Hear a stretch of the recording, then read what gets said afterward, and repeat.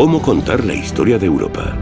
Un continente de numerosas fronteras redibujadas en múltiples ocasiones y asombrosas civilizaciones que dieron forma a la historia del mundo. Una amalgama de diversidad de ideas, tradiciones y culturas ancestrales y unos cementerios con innumerables historias que contar.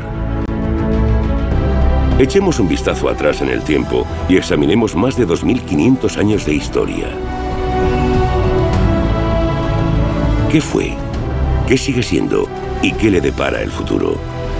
Europa nunca ha estado unida. Es un continente de conflictos y cooperación. Su diversidad la ha hecho fuerte.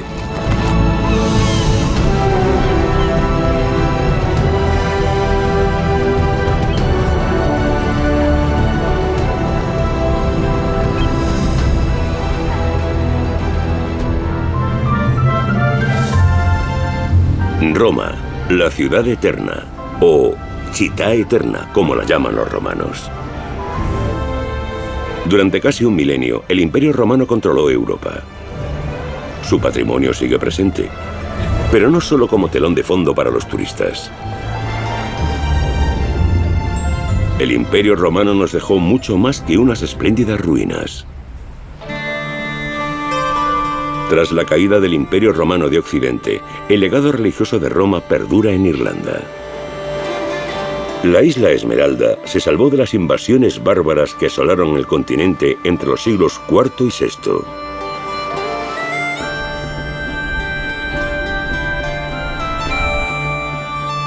Los cristianos celtas se instalan en el extremo occidental de Europa, preservando su fe lejos de toda influencia extranjera. En Irlanda, crean una mezcla única de paganismo y cristianismo. Sus monasterios, como el de Clonmacnoise, son el origen de la cristianización de la Europa bárbara. Todo comienza con un monje en el siglo V. Patricio, hijo de un oficial romano y de una mujer gala. Vive como devoto cristiano entre paganos celtas. Según cuentan, este enciende una hoguera en la colina de Slane, en la víspera de Pascua del año 433. Una provocación, pues en la colina de Tara, druidas celtas realizan una celebración pagana con su propia hoguera.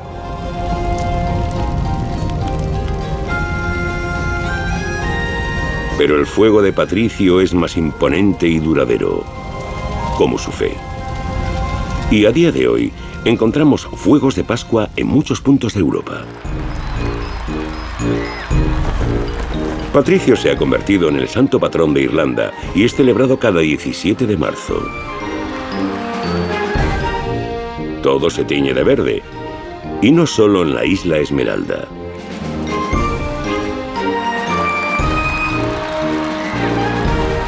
El Día de San Patricio se celebra en todo el mundo.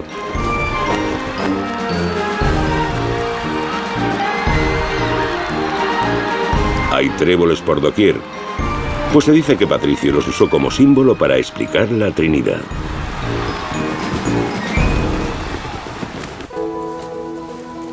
Patricio es el primero de muchos misioneros irlandeses. Alrededor del año 590, Columbano y sus discípulos abandonan Irlanda para llevar su religión a Europa.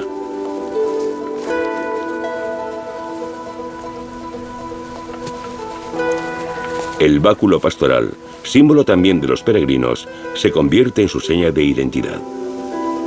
La peregrinatio pro Cristo, o peregrinación por Cristo, es un gran sacrificio para los irlandeses, muy apegados a su tierra.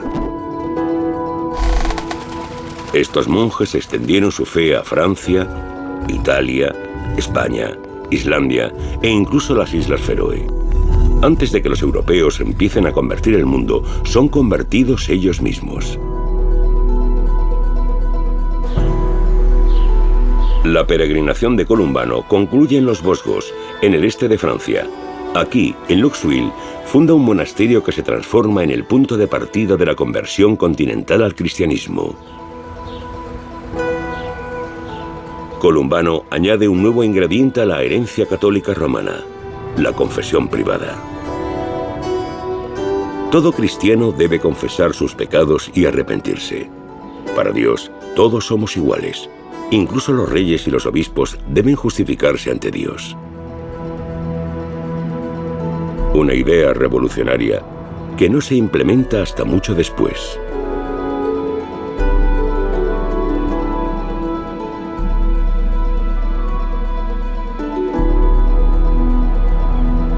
Columbano y su discípulo Galo viajan al lago de Constanza. Aquí, el occidente pagano se aferra tenazmente a sus cultos. Al principio, los dos monjes y su misión son ignorados.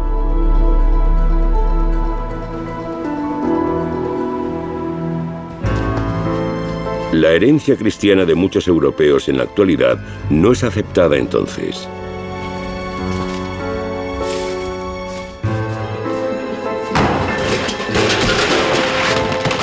Según cuentan, los monjes pasan a destruir y arrojar sus iconos al lago. Una forma de conversión bastante destructiva, pero nada inusual entonces. Desde ese momento, la campana llama a la oración.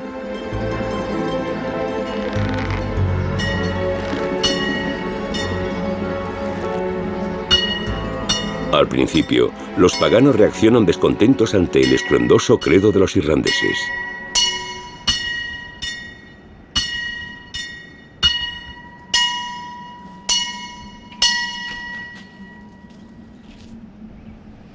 Debemos imaginar esta como una misión de buenas obras, más que como una misión basada en la difusión del Evangelio. Sin embargo, hay que tener en cuenta que la cristianización fue un proceso muy largo y que solo se puede hablar de un auténtico éxito del proselitismo en cuanto a una verdadera conversión interior hacia Dios en la plena Edad Media, en los siglos XI y XII.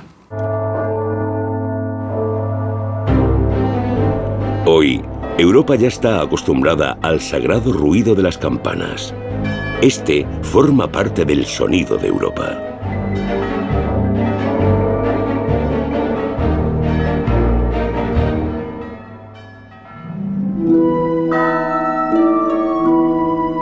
Las iglesias y monasterios dominan el paisaje europeo, como la Abadía de San Galo, fundada en el siglo VIII sobre la tumba de Galo. Pero no son solo monumentos de fe, sino también archivos de conocimiento. La biblioteca de la Abadía de San Galo es una de las más antiguas del mundo.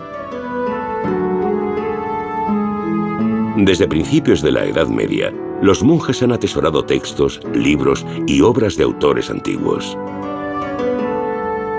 Aquí, el patrimonio romano sobrevivió a la conmoción de las invasiones bárbaras. Casi todos los países europeos cuentan con su propio apóstol o santo patrón. San Martín en Francia, Bonifacio en Alemania, Metodio y Cirilo en Rusia, Willibrord en Inglaterra. Todos impulsaron el cristianismo en sus países. Las iglesias y monasterios se han convertido en puntos centrales de la civilización europea.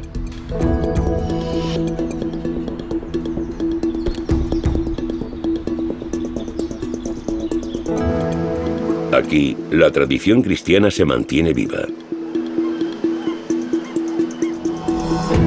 Por ejemplo, en la abadía benedictina de María Laach, de la actual Alemania. Los monjes viven bajo la regla de San Benedicto desde el siglo VI. Su hora et labora, o reza y trabaja, determina su vida cotidiana, de la que forma parte también una lectura sofisticada. Los monjes medievales no solo leen escritos religiosos, sino también obras de filósofos y científicos griegos y romanos. Esta mezcla de cristianismo y erudición antigua ha dejado huella en la cultura europea y ha moldeado el pensamiento occidental hasta nuestros días.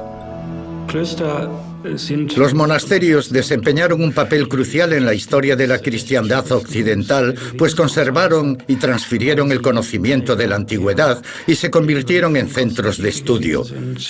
Y en segundo lugar, fueron de suma importancia en la colonización y el cultivo de la tierra.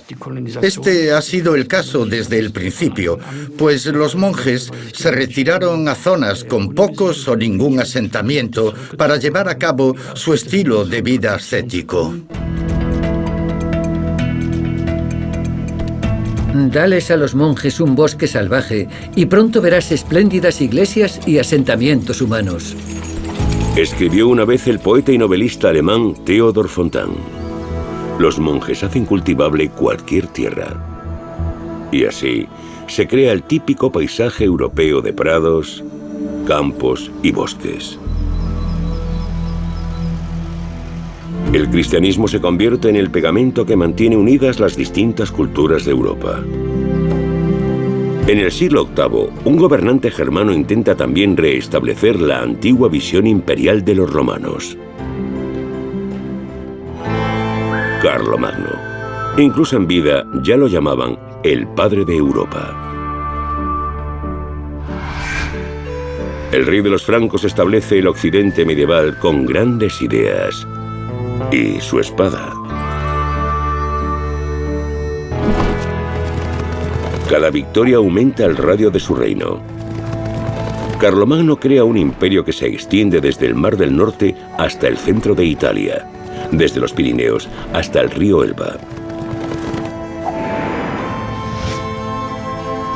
Francia, Alemania y los países del Benelux, estados centrales de la Unión Europea moderna, emergerán más tarde de su imperio. Carlomagno unifica Europa por la fuerza. Un cronista escribió: Carlomagno se enfureció tanto que su cordura ha de ser puesta en duda. Al igual que los romanos, construye su imperio a base de guerras y conquistas. Durante 20 años combate contra los rebeldes sajones.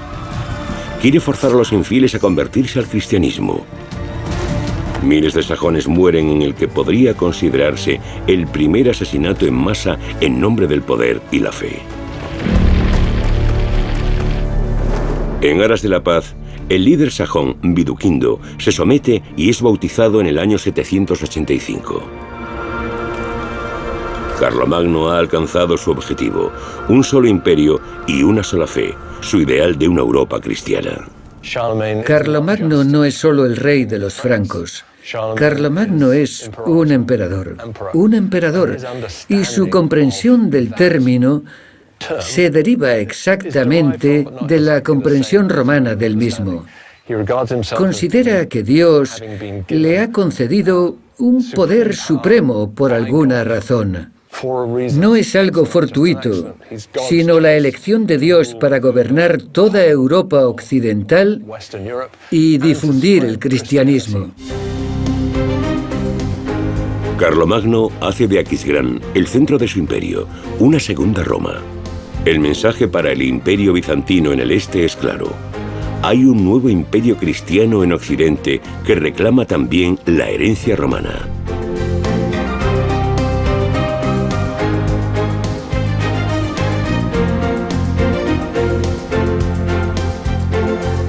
Carlomagno quiere revivir el legado de los romanos en todos los ámbitos de la vida.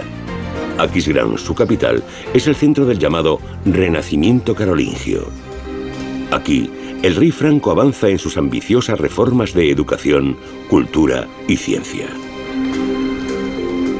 Es el comienzo de un renacimiento cultural de Europa.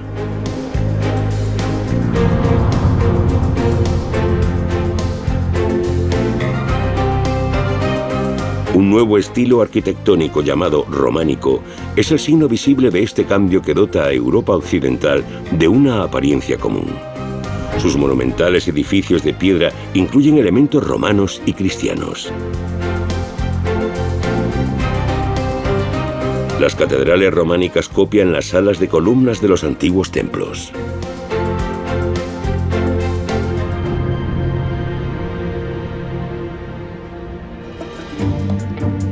Como todo en su imperio, debe ser estandarizado. El latín se convierte en la lengua oficial. Pero en el siglo X, los dialectos regionales comienzan a convertirse en varias lenguas romances: el francés, el italiano y el español.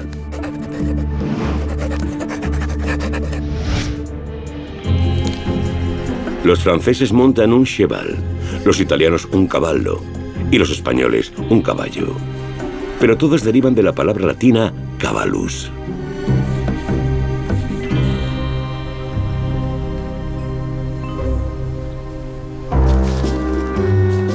Bajo Carlomagno, Europa occidental se convierte en una sola unidad económica.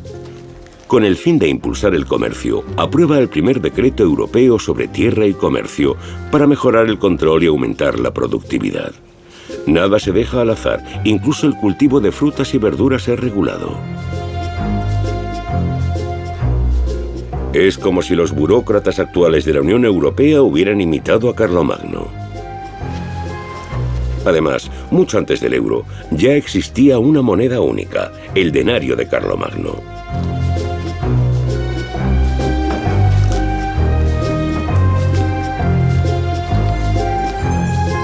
Esta es una de las razones por las que los padres fundadores de la Unión Europea idolatraron a Carlomagno como padre de Europa, a pesar de su crueldad. Incluso nombraron un premio en su honor, el Premio Carlomagno. Durante más de 50 años, se ha concedido a personas que han prestado un servicio sobresaliente a Europa.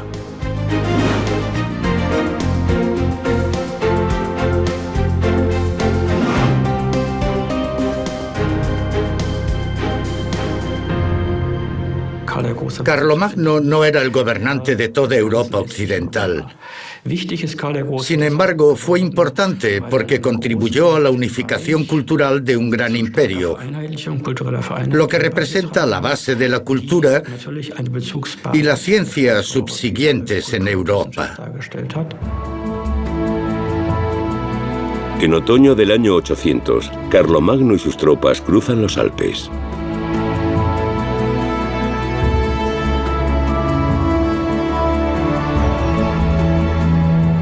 Busca restaurar por fin el Imperio Romano de Occidente bajo su gobierno.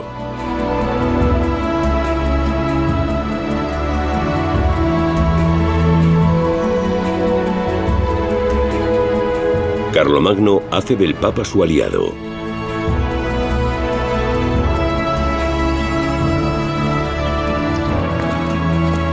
El día de Navidad del año 800, el gobernante franco recibe la corona imperial. Carlomagno funda un imperio medieval que pronto superará al imperio bizantino en el este. Por primera vez, el poder en Europa se desplaza desde el Mediterráneo hacia el oeste.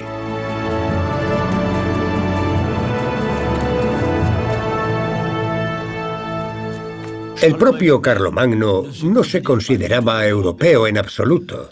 Se veía a sí mismo como germano y aceptaba la herencia romana. Eso es importante. No es una herencia europea, sino romana. Y además, su reinado se ve restringido al oeste, un momento que no fue interpretado hasta más tarde como cierto precedente de la futura Unión Europea. La Europa moderna tiene numerosos padres y madres, pero Carlomagno personifica esa mezcla única que constituye la cultura europea: lo romano, lo cristiano y lo germánico. Es la base del actual Occidente.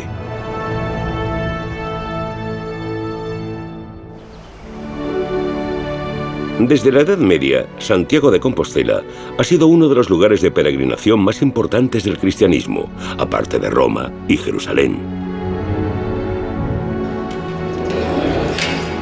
Contemplar al Botafumeiro, el famoso incensario, balancearse a través de la catedral, es un momento culminante para los peregrinos de entonces y de ahora. En la cripta se adora la tumba de Santiago Apóstol. Sus restos fueron supuestamente hallados aquí en el siglo IX.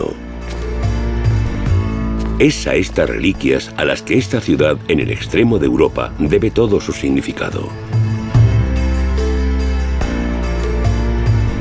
El norte de España es un puesto de avanzada cristiano en esa época, pues el sur está ocupado por musulmanes.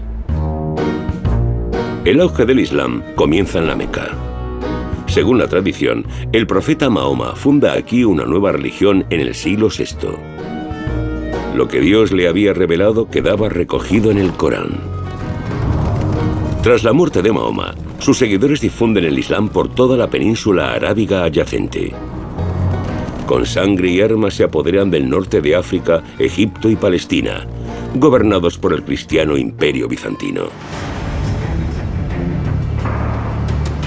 En el siglo VIII, los árabes y bereberes del norte de África se dirigen también a Europa. Por el estrecho de Gibraltar, cruzan hacia el continente.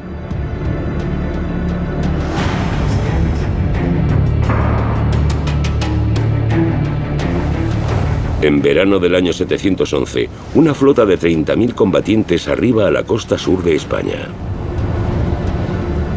Desde aquí, los ejércitos musulmanes conquistan toda la península ibérica. Aquí gobiernan un imperio, Al-Ándalus, durante casi un milenio. Un período increíblemente largo durante el que Europa sufre crueles guerras y opresión.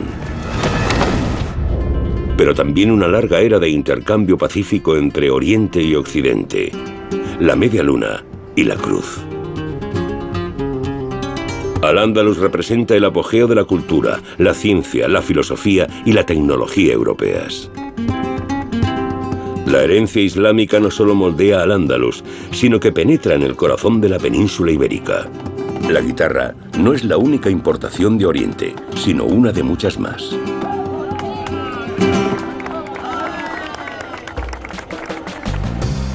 Córdoba supera a todas las ciudades europeas con su esplendor, su tamaño y sus comodidades para 500.000 de personas. Hospitales, bibliotecas, baños y uno de los lugares de culto más grandes del mundo, su mezquita.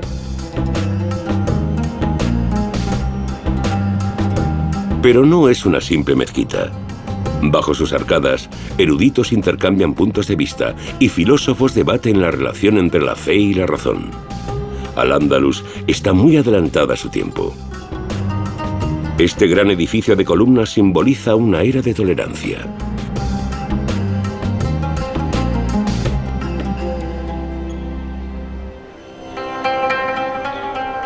Los judíos pueden practicar su religión en el Califato de Córdoba, a diferencia de cualquier otro lugar de la Europa medieval, siempre que paguen un impuesto especial.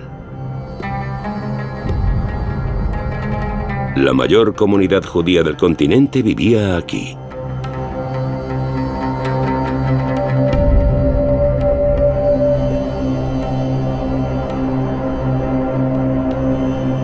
Bueno, Al-Ándalus está muy por debajo de lo que hoy día consideramos una adecuada tolerancia y un respeto verdadero por los derechos humanos, pero estaba muy por encima de lo que en aquella época había en cualquier otra parte de Europa.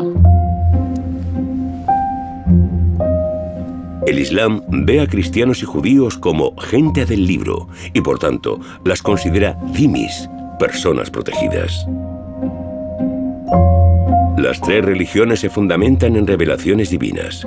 Al-Ándalus se convierte en un crisol de Oriente y Occidente, de religiones y culturas.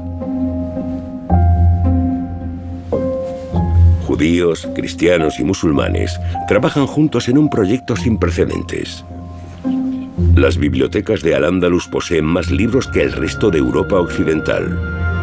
Y también albergan cientos de obras antiguas que se perdieron en Europa a principios de la Edad Media. Obras médicas, matemáticas y filosóficas se traducen aquí del árabe al latín. Y así es como el conocimiento antiguo regresó a Europa.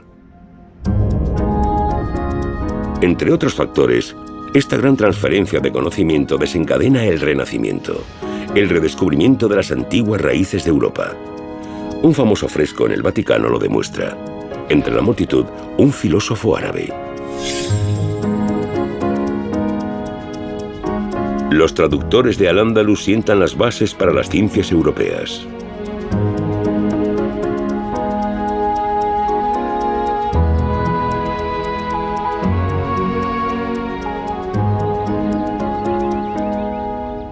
El término ciencia árabe en este período es muy importante.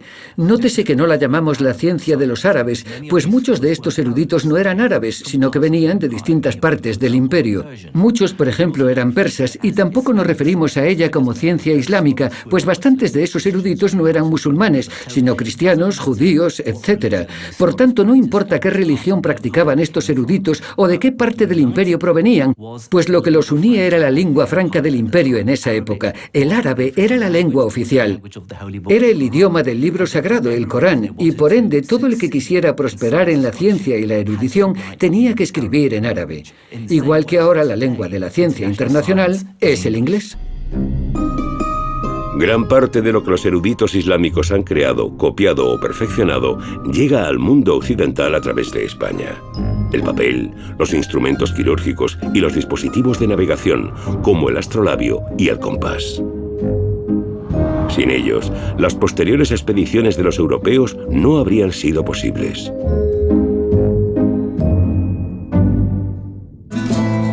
Incluso los molinos de viento, las máquinas más antiguas de la humanidad, llegan a Europa con los árabes.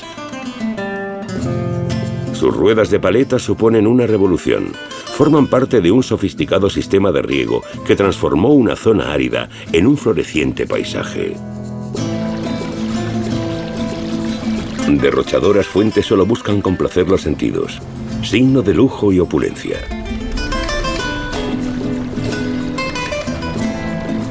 Sus majestuosos jardines imitan el paraíso. Aquí crecen albaricoques, dátiles y naranjas, importaciones exóticas que cautivaron los paladares europeos. Y otro legado árabe, si bien no tan bello, son las plantaciones de fruta, las huertas. En el siglo XI, Al-Ándalus y la Media Luna va menguando con el avance de la reconquista cristiana de la península ibérica. En 1492 cae el último bastión islámico, Granada. Ambas partes consideran la batalla una guerra santa. La era de la tolerancia termina y la cruz reemplaza a la Media Luna. Los cristianos españoles reforman Al-Ándalus y su religión se vuelve predominante. Las iglesias se erigen sobre las ruinas de las mezquitas, pero en Córdoba la reconquista surte un extraño efecto. Decenas de columnas de la mezquita son retiradas para construir una catedral cristiana en el centro de la mezquita, una imagen que no agrada a todos. Habéis construido algo que ya existe en otras partes y destruido algo único. La mezquita catedral de Córdoba es ahora un símbolo de cómo Europa ha derrocado el legado islámico. Sin embargo, el mundo occidental no solo se basa en la cultura cristiana.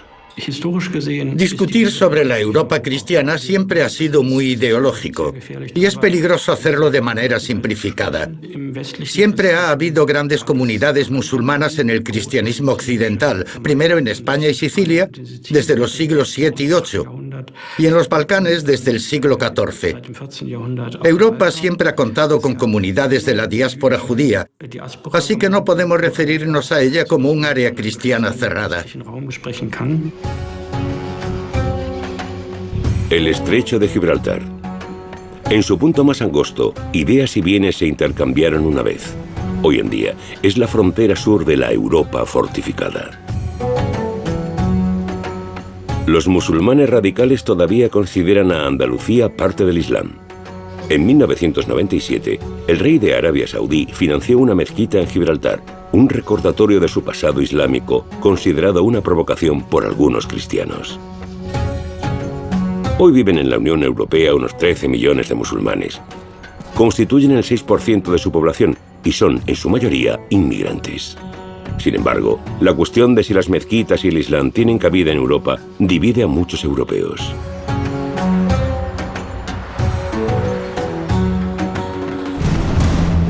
Esta tensión se remonta al siglo XI, cuando estalla una guerra religiosa. Los musulmanes radicales conquistan Oriente Medio y se apoderan de Jerusalén. Saquean la Iglesia de la Resurrección e impiden a los peregrinos cristianos entrar en Tierra Santa.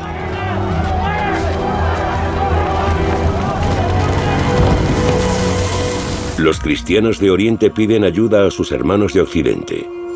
En 1095, en un sínodo en Francia, el Papa Urbano II llama a una cruzada contra los musulmanes. Sus lugares sagrados en Jerusalén debían ser liberados de aquellos indignos no creyentes. Esta era profundiza la división entre el cristianismo y el islam y causa odio y distanciamiento en ambos bandos. El Papa promete que los pecados de los que blandan las espadas serán perdonados. Miles de caballeros de toda Europa responden a su llamada. Esta peregrinación armada es la mayor operación militar de la época. Por primera vez, un enemigo común une a los europeos. Se conforma una identidad común. Solo unos pocos del ejército cruzado sobreviven a sus esfuerzos y tras 4 largos años llegan a su anhelado destino, Jerusalén.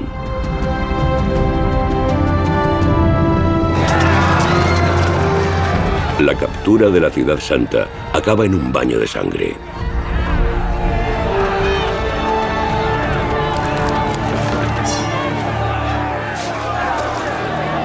Las guerras en nombre de Dios traen muerte y destrucción una y otra vez, tanto antes como ahora. Jerusalén muestra las raíces comunes de las 3 religiones monoteístas del mundo como ningún otro lugar. Junto al Muro de las Lamentaciones se asienta el Domo de la Roca musulmán, mientras que la Iglesia de la Resurrección es sagrada para los cristianos. Durante las cruzadas, la ciudad es disputada durante 200 años. Un conflicto que no ha sido olvidado y que sigue configurando la relación entre cristianos y musulmanes. El 11 de septiembre de 2001, el atentado terrorista en Nueva York se convierte en distintivo de la Guerra Santa de los musulmanes radicales contra Occidente. La violencia genera más violencia. El estereotipo del viejo enemigo está en auge. El terrorismo islámico ha llegado a Europa.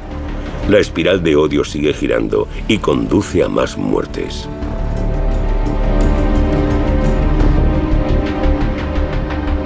Europa enarbola la bandera de lo que parece ser un nuevo destino común.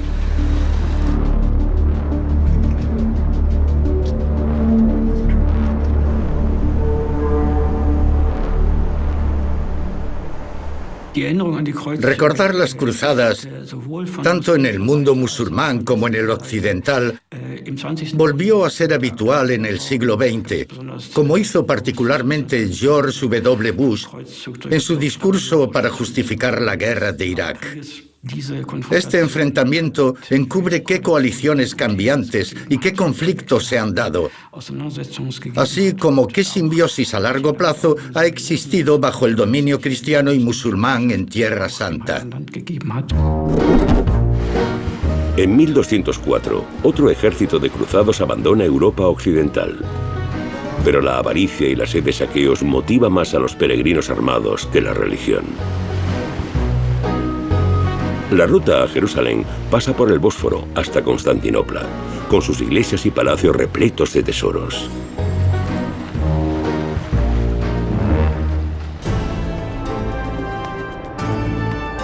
Los cruzados se detienen en la metrópolis bizantina. Durante siglos, sus imponentes murallas han desafiado los ataques. Pero un traidor abre en secreto la puerta a los cruzados. Los guerreros religiosos saquean iglesias y palacios y se produce una masacre. Según relataron, arrancaron a los niños de los brazos de sus madres y violaron a las vírgenes sin temor a Dios. Estas son las cosas que las tropas occidentales hicieron al pueblo elegido de Cristo. los cruzados cometen atroces crímenes contra otros cristianos. Las cruzadas no solo habían dividido a musulmanes y cristianos, sino al propio cristianismo.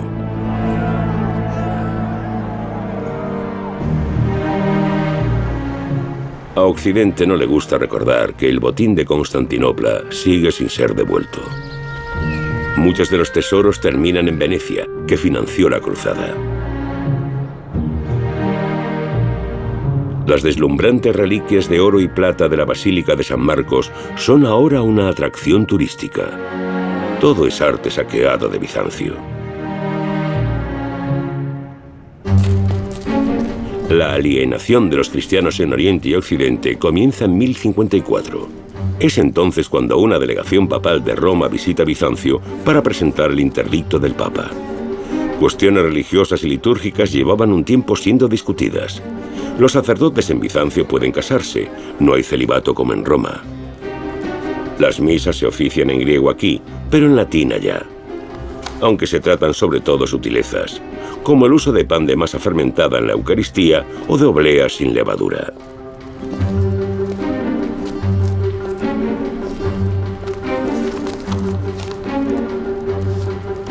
Finalmente, el patriarca de Constantinopla y el Papa romano en Roma se excomulgan mutuamente.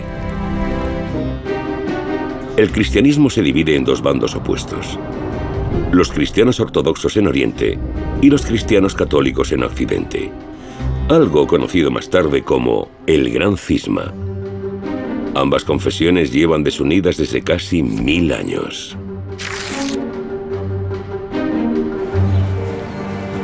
En 2016 se produce un primer acercamiento.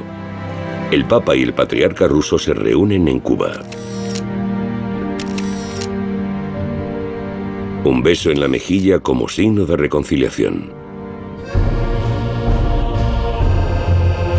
La confesión ortodoxa, la fe cristiana de Bizancio, perdura actualmente en Grecia y en numerosos países eslavos.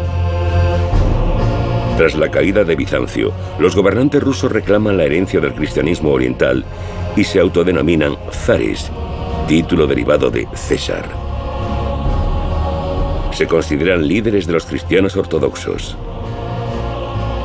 Vladimir Putin busca retomar esta idea con el apoyo de patriarcas ortodoxos rusos. En Occidente, la Iglesia y el Estado se separan diligentemente, pero en Rusia se cultivan estrechos vínculos entre líderes políticos y religiosos.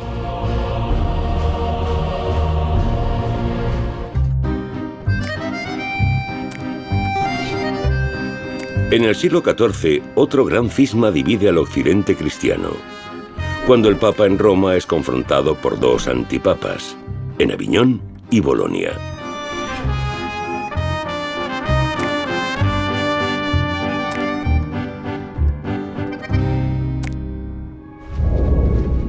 Un predicador de Praga, Jan Hus, quiere poner fin a la división de la cristiandad occidental e intenta reformar la Iglesia desde dentro. El profesor de teología quiere llevar a la Iglesia a sus orígenes.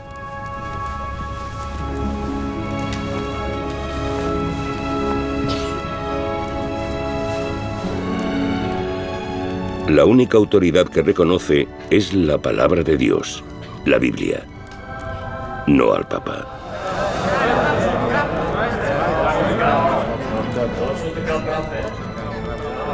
Hus denuncia a la Iglesia del Papa, especialmente su especulación con la fe. La Iglesia capitaliza el miedo de la gente a la muerte. Por dinero, promete a los creyentes un lugar en el cielo. Un negocio brillante, sobre todo en tiempos de crisis. La lucha se intensifica.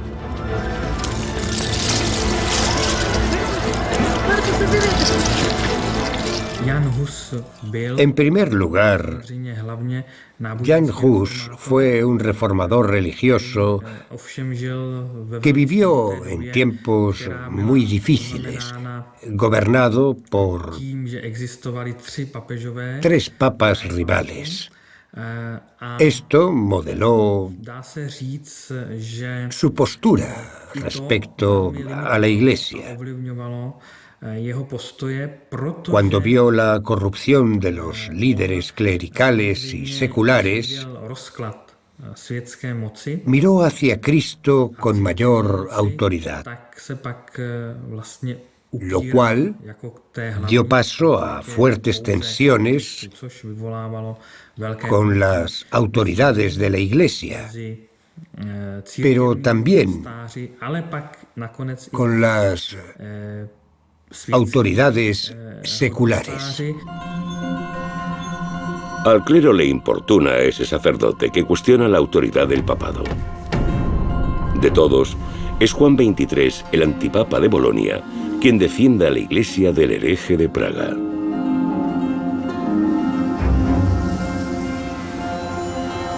Hus es excomulgado.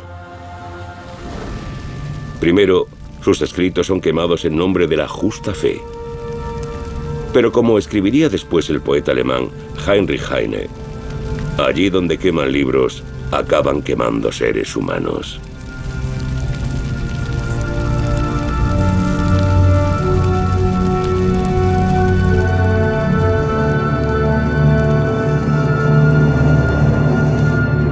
En Constanza, Segismundo, emperador del Sacro Imperio Romano, trata de mediar. En 1414, llama a representantes de la Iglesia a un concilio en la Catedral de Constanza.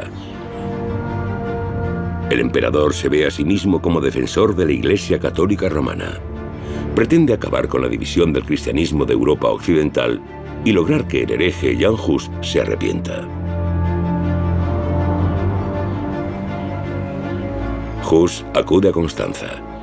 Le han prometido un salvoconducto. El reformista está convencido de que la verdad prevalecerá, como dice la Biblia.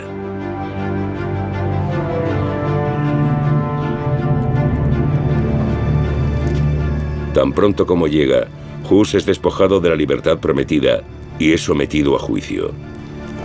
La Iglesia da ejemplo con él. Tras semanas de interrogatorios y tortura, es quemado vivo el 6 de julio de 1415. En la Baja Edad Media, los que cuestionan a los poderosos acaban ardiendo en la hoguera. No dejan recuerdo alguno de Jan Hus, ni tumba ni monumentos. Sus cenizas son vertidas al Rin. Nada debía quedar para el recuerdo. Pero sus ideas no pueden matarlas. Otros reformistas como Lutero, Calvino y Zuinglio le seguirán.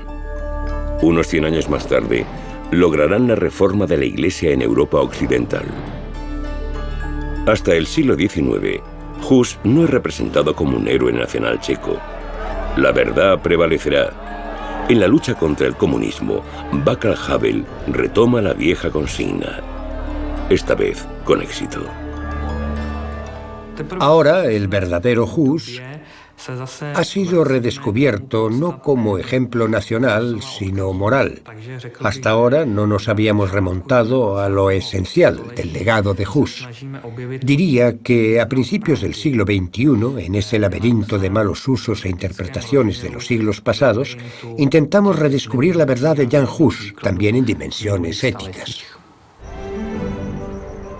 Actualmente, la mayoría se ha cansado de batallas religiosas.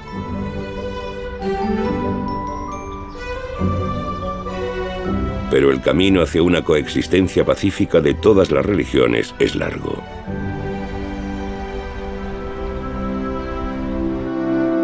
En 1618, los conflictos religiosos en Europa alcanzan su clímax, comenzando en Praga.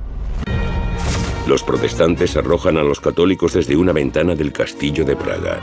La defenestración de Praga conduce a la guerra religiosa más sangrienta de la historia europea, la Guerra de los 30 años. El emperador católico de Alemania sigue soñando con un occidente cristiano unido. Ansía restaurar el viejo orden.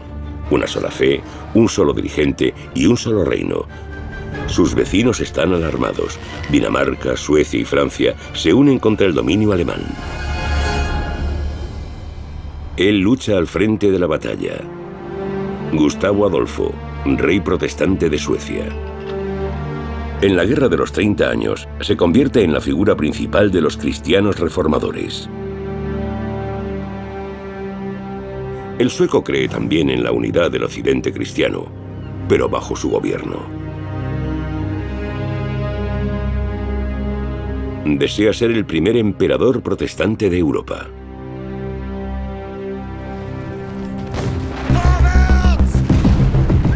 La guerra lleva librándose más de una década cuando Gustavo Adolfo interviene.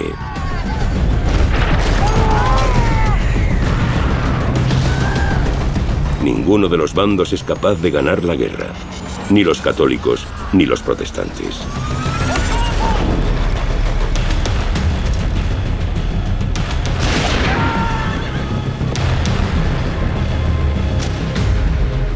Gustavo Adolfo muere en el campo de batalla.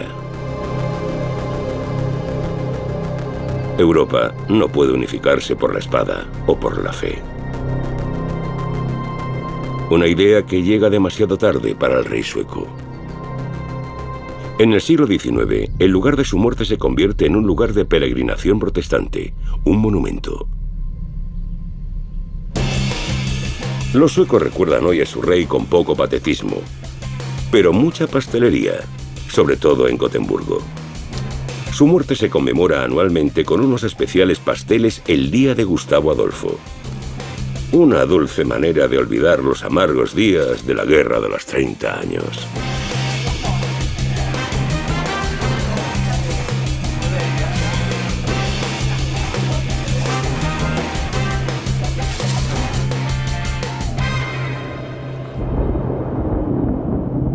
Pero se abren nuevos frentes de la vieja guerra.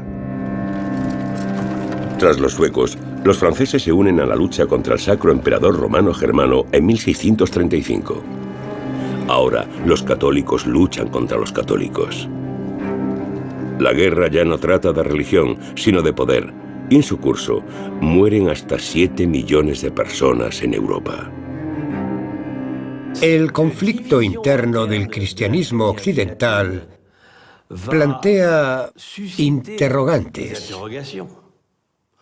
¿Qué significa que cada denominación retenga la verdad para sí misma y todos luchen constantemente?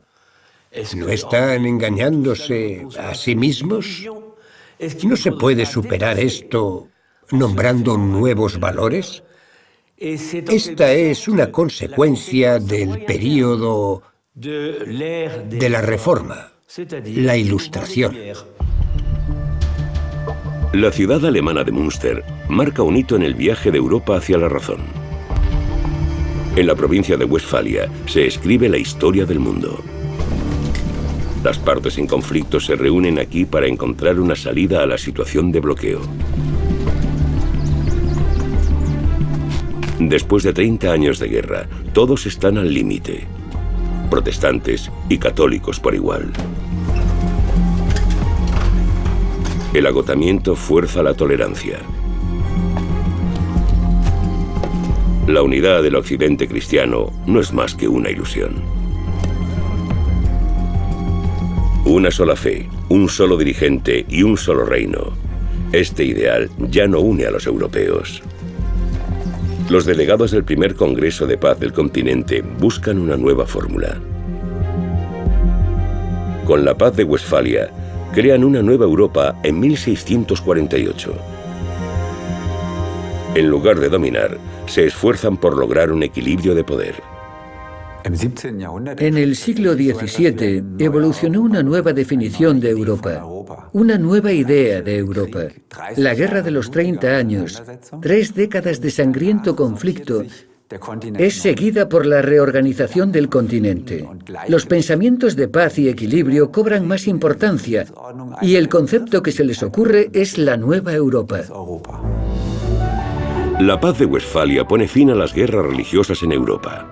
A partir de ahora, cada país puede elegir su propia religión, también dentro del Sacro Imperio Romano. La mayoría de europeos considera que la fuerza alemana es la mayor amenaza para el equilibrio de poder, de modo que el poder del emperador queda restringido. En el siglo XVII, la paz de Europa se basa en la diversidad, no en la unidad. La Unión Europea es el proyecto de paz de nuestro tiempo. Los europeos intentan actuar diplomáticamente, a pesar de sus diferencias. Lo que los divide hoy no es la fe, sino el dinero. Desde la introducción del euro surgen nuevos conflictos. Algunos líderes y expertos asumen que Alemania será la gran beneficiada de la moneda común. ¿Es el dominio económico alemán la nueva amenaza para el equilibrio de poder europeo?